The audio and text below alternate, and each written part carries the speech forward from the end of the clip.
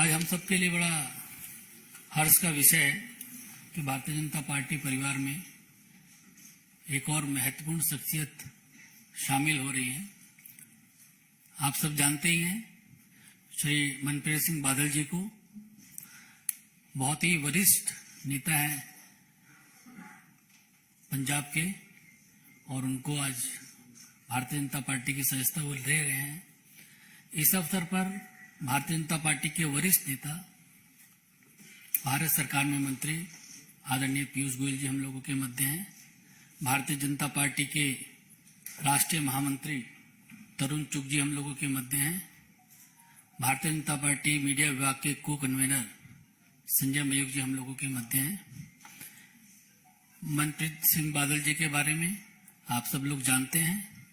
5 बार पंजाब की भटिंडा विधानसभा से आप विधायक रहे हैं। 2 बार सरकार में वरिष्ठ मंत्री रहे, वित्त मंत्री रहे पंजाब सरकार में, और राजनीति के साथ साथ आप लोगों को बड़ा अच्छा लगेगा कि आप बहुत अच्छे स्पोर्ट्समैन भी रहे हैं। पंजाब को रिप्रेजेंट किए हैं बास्केटबॉल में और तमाम खेलों की गतिविधियों में शामिल रहे हैं। हम आपका बहुत बहुत स्वागत करते हैं पार्टी में, और मैं पीयूष गोयल जी से आग्रह करूंगा कि मनप्रीत जी को पार्टी की सदस्यता की पर्ची देकर उनका स्वागत करें। तरुण चुग जी से मेरा आग्रह है कि पुष्प देकर उनको पार्टी में उनका स्वागत करें।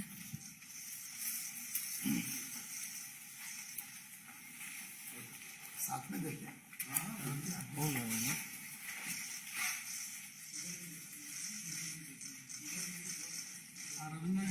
देखना पड़ेगा।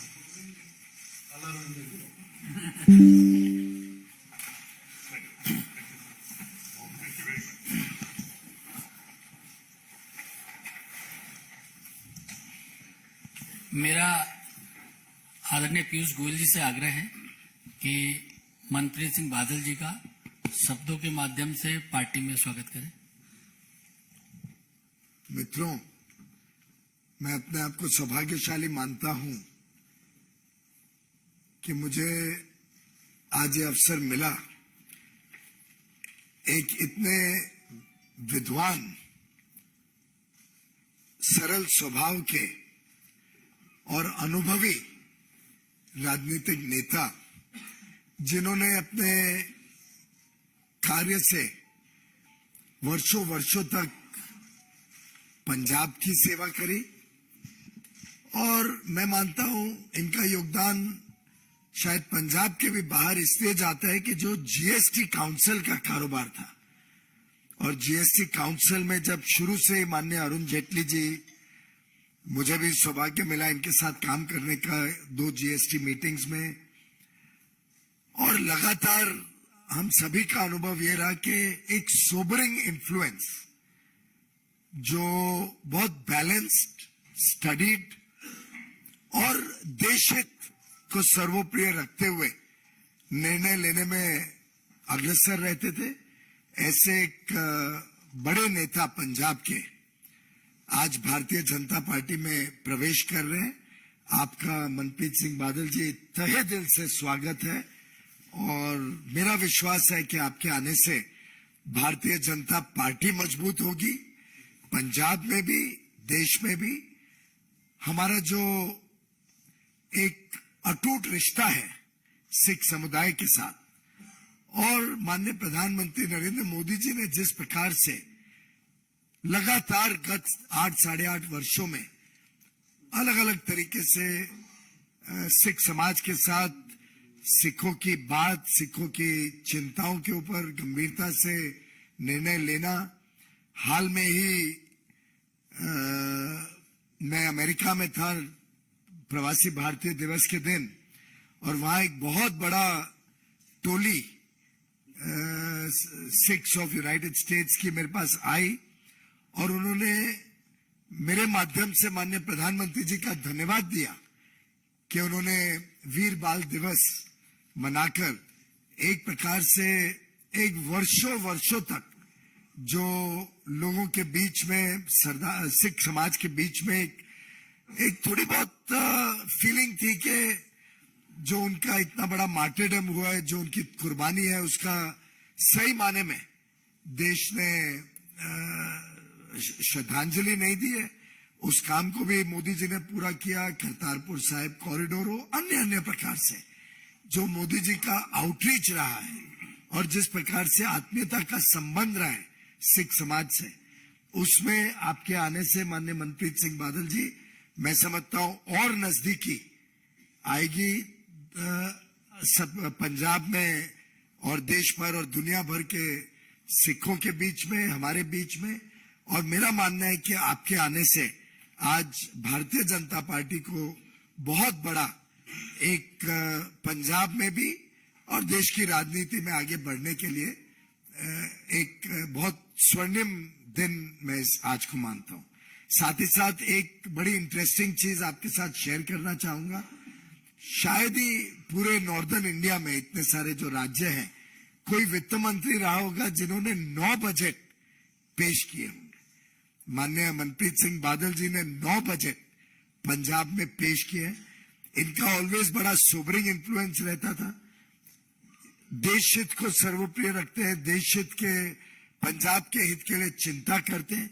और मेरा जो व्यक्तिगत अनुभव रहा है कई मीटिंगों में, पहले वित्त विभाग के नाते, दूसरा आगे चल के फूड और कंज्यूमर अफेयर्स के नाते, मैं समझता हूं कि माननीय मनप्रीत सिंह बादल जी पूरे समय देश की चिंता करते हैं, पंजाब की चिंता करते हैं। आज सुबह भी जब हमारी मुलाकात हुई तो उनके दिल की बातें निकल रही थी, जिसमें पंजाब में जिस प्रकार से अराजकता फैली हुई है, जिस प्रकार से पंजाब फाइनेंशियली वीक होते जा रहे हैं, जो नीतियां पंजाब में आज के दिन बन रही है, उससे जो चिंता उन्होंने व्यक्त की, मैं समझता हूं उनका संवेदनशील व्यक्तित्व, उसमें मुझे एक झलक मिली। मेरा विश्वास है कि भारतीय जनता पार्टी और मनप्रीत सिंह बादल जी के आज हमारे साथ जुड़ने से पंजाब की जनता की भी सेवा में बीजेपी एक बहुत ही अहम भूमिका निभाएगी आगे आने वाले दिनों में। मनप्रीत सिंह जी, आप कुछ शेयर करें हमारे साथ। तो धन्यवाद।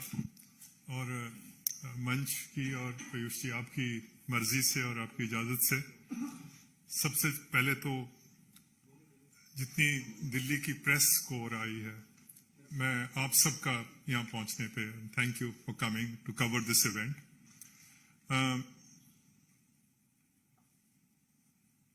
आज बैठे हैं तो सबसे मैं पीयूष जी का धन्यवाद करता हूं। इनकी कोशिश और काविश की वजह से आज इस प्रेस ब्रीफिंग में बैठा हूं। हमारे पंजाबी में एक कहावत है कि मैं आया बीजेपी के दफ्तर में तो साहब आपने मुझे अपने हाथों पे नहीं, आपने मुझे अपनी आंखों पे बिठा लिया। इस बात का मैं धन्यवाद करता हूं। मुझे पीयूष जी तकरीबन 30 साल हो गुजरे हैं राजनीति में। राजनीति में बहुत कम ऐसे मौके मिले हैं जब राजनीति में किसी शेर से मुलाकात हुई हो। कुछ दिन पहले मेरी एक शेर से मुलाकात हुई और वो भारत के गृह मंत्री, और उन्होंने मुझे एक बात कही जो मेरे को दिल को छू गई। उन्होंने मुझे बोला कि पंजाब ने हिंदुस्तान के लिए 400 हमले झेले हैं। 400 मर्तबा हिंदुस्तान पे जब आक्रमण हुआ तो वो पंजाब ने बर्दाश्त किया। हम पंजाब को अपने हाल पे नहीं छोड़ेंगे। हम पंजाब को संवारेंगे, हम इसको सुधारेंगे और पंजाब का जो वकार है उसको एक बार फिर बहाल करना है। और ये बात जो है ये मुझे छू गई। And as someone who reflects anxiously in every day on the future of Punjab, मैं फिक्रमंद रहता हूं पंजाब के हाल पे और पंजाब के आने वाले हाल पे। और ये जो पंजाब की धरती है ये शेरों को जन्म देने वाली धरती है। ये वो धरती है जिसको भगवान ने हरे खेतों और दरियाओं से ऐसे सजाया जैसे मेहंदी से किसी दुल्हन को सजाते हैं। तो फिक्र मुझे इसी बात का रहता है कि इस धरती मां को मुसीबतों ने आके घेर लिया है। वहां गुर्बत है, गरीबी है, रिश्वत है, अनपढ़ता है, नशाखोरी है, वहां पर वतन दुश्मन कार्रवाइयां हैं और इनका कोई ना कोई हल होना चाहिए। हर दूसरा खानदान पंजाब में पाकिस्तान से आके बसा हुआ है। Every second family has actually emigrated from Pakistan. और आपकी तो उम्र बहुत कम है, शायद इसको आपको दिलचस्पी भी इसकी आपको कम होगी, पर 10 लाख आदमी थे जो जब हिंदुस्तान और पाकिस्तान का विभाजन हुआ तो 10 लाख आदमी कत्ल हुआ हमारा। लाखों माएं थी हमारी जिनके सिरों से चादरें छीन ली गई। हमारी बेटियां थी जिनके सिरों से दुपट्टे नोच लिए गए। लाखों बुजुर्ग थे हमारे जिनके जवान लाठियां थी जो बुढ़ापे का सहारा थी वो टूट गई। 10 लाख आदमी कत्ल हुआ। फिर जाके 15 अगस्त 1947 का सूरज चढ़ते हमने देखा था और इस उम्मीद से आए थे कि ये किसी आजाद मुल्क में जा रहे हैं, मेहनत और मोहब्बत से अपने आने वाली नस्लों का हम कोई जो भविष्य है वो बनाएंगे। तो इस बात का हमेशा हमें पंजाब वाले लोगों को ये फिक्र रहता है कि वो जो सपने थे वो सपने जो हैं वो साकार होने चाहिए। तो वैसे तो कभी आपने नहीं सुना होगा कि बुज़दिल और पंजाबी, मायूसी और पंजाबी, ये दरअसल दो जो शब्द हैं वो एक सांस में जमा नहीं हो सकते। आपने कभी नहीं सुना होगा कि ये बुज़दिल पंजाबी है या मायूस पंजाबी है। इसलिए मैं और ये जो पंजाब के अंदर हर चीज अपने आप को देश के लिए कुर्बान कर देना, ये जो क्वालिटीज हैं पंजाब के लोगों की, ये बाजारों से नहीं मिलती, हाट से खरीद के नहीं ला सकते, ये भगवान की नुसरत से मिलती है। तो पंजाब ने एक बहुत बड़ा योगदान दिया है इस देश के निर्माण में, पर आज भी हम देख रहे हैं कि कुछ सफे जो हैं हिंदुस्तान के निर्माण में अभी भी खाली पड़े हैं, कोरे पड़े हैं। और पंजाब इन सफों की, इन पेजेस की रौनक बन सकता है बशर्त इसको अच्छे आदमी, कोई लायक आदमी, कोई वतन परस्त लोग इसको चलाने के लिए आ जाएं। तो आज इसी फिक्र के साथ आज भारतीय जनता पार्टी इस आस और उम्मीद के साथ यहां शामिल हो रहे हैं कि कोई शख्सियत प्रस्त इंसान नहीं है, पर भारतीय जनता पार्टी का और प्रधानमंत्री मोदी जी का एक ट्रैक रिकॉर्ड है हिंदुस्तान के लिए। पिछले जो 8 साल गुजरे हैं, डिप्लोमेटिकली हिंदुस्तान जो है बहुत मजबूत हुआ है। रूस से भी दोस्ती रख ली, अमेरिका को भी हाथ में ले लिया, चीन को भी आंखें दिखा दी। और पीयूष जी शायद इस बात की तायद करेंगे कि बहुत सस्ता तेल मिल गया हिंदुस्तान को। अगर सस्ता तेल ना मिलता तो देश में बहुत महंगाई होनी थी। आज यूरोप में, नॉर्थ अमेरिका में महंगाई बहुत है। अगर ये सस्ता तेल ना होता तो हालात बिगड़ सकते थे। हिंदुस्तान की जो इकोनॉमिक पॉलिसीज हैं पिछले 8 साल से, जो मोदी जी की खास करके PLI जो स्कीम आई है, वो मेक इन इंडिया की जो सारा है, वो देखिए उसकी वजह से हिंदुस्तान दुनिया की फैक्ट्री बन जाएगा। हिंदुस्तान वो हिंदुस्तान नहीं रहेगा जो आपने और मैं जिसको जानते हैं, हमारे बचपन वाला हिंदुस्तान नहीं है। हिंदुस्तान ने तरक्की बहुत करनी है।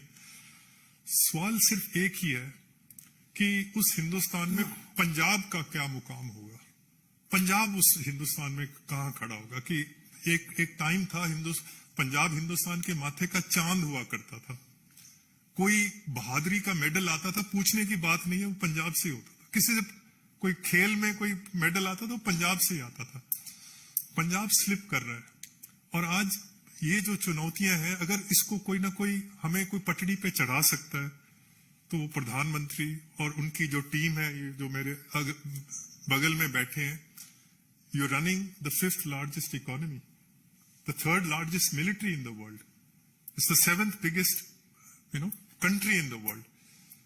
Or these are very exciting times to be a politician. These are very exciting times to be an Indian. You could have actually been an Indian from 1947 to 1995. Nothing was happening for India. And thanks to Modi ji, वो जो 8%, 9% जो growth आ रही है, इस वक्त मैं subject to correction, sir, we are a $3.5 trillion economy. जिस दिन हिंदुस्तान $6 trillion इकोनॉमी बन गया, we will become a meaningful society. तो उस आस और उम्मीद के साथ आज बीजेपी और मोदी जी के जो इनका जो लीडरशिप है उसमें पंजाब का, और वैसे तो एक पंजाबी में मुहावरा है कि दोस्ती में, दुश्मनी में और आशिकी में इंसान को दिल तो बड़ा ही रखना चाहिए, दिल छोटा नहीं रखना चाहिए। तो कांग्रेस को तो आज खैर बात कह के आज भारतीय जनता पार्टी में शामिल हो रहे हैं। जिनके साथ कभी बैठ के पानी भी पिया हो, उसके बारे में भी इंसान को बुरा बोलना नहीं चाहिए। बट मुश्किल ये थी कि how can you operate in a party which is at war with itself, अपने साथ ही जंग है, धड़े बने हुए हैं, जो 4-5 धड़े होते हैं, एक को लीडर ऑफ ऑपोजिशन बना देते हैं, एक लीडर ऑफ लेजिस्लेटिव पार्टी बन जाता है, एक लीडर ऑफ कैंपेन पार्टी, एक दूसरे को साथ लड़ाई का वहां हर मतलब पंजाब में नहीं, हर कांग्रेस के हर स्टेट में यही हाल है। हम सियासत करते हैं मुल्क के लिए, कोई कुछ ना कुछ अपनी कौम के लिए करेंगे। इस धरती माँ का कर्ज देना है, हम कोई धड़ों की सियासत थोड़ी करेंगे। तो ये वजह है कि कांग्रेस जो है छोड़ने की नौबत पड़ी कि हमने धड़ों की सियासत थोड़ी करनी है कि हम जिस धड़े में है वो धड़ा आगे आए। सो मैं एक बार फिर पीयूष जी आपका और सारे मंच का, मोदी जी का, अमित शाह जी का, और खास करके जो प्रेसिडेंट हैं उनको बधाई भी देनी चाहता हूं, उनको एक्सटेंशन मिली है। तो नड्डा साहब का, हमारे हमसाया हैं, हमारे पड़ोसी हैं पंजाब के, तो आज एक नया सफर जो है उसकी शुरुआत कर रहे हैं। सो मैं ज्यादा लंबी बात नहीं आज करूंगा, और भगवान से कि भगवान हमें हिम्मत दे, भगवान हमें अकल दे कि हम इस देश की सेवा कर सके, पंजाब को आगे ले जा सकें। आज यही मेरे दिल के जो तासुरात हैं कि कैसे न कैसे देश आगे बढ़े। और वैसे तो दिल की बातें करनी थी प्रेस के साथ, और दिल की बातें तो वो तो पंजाबी च ही हो सकती हैं, पर मादरी जुबान, क्योंकि दिल दी बंदा जदों पर क्योंकि तुसी समझदे नहीं पंजाबी, तो मैनू राष्ट्रीय जुबान का सहारा लेना पिया। पर जब पंजाब में जाऊंगा तो ऑफ कोर्स पंजाबी में।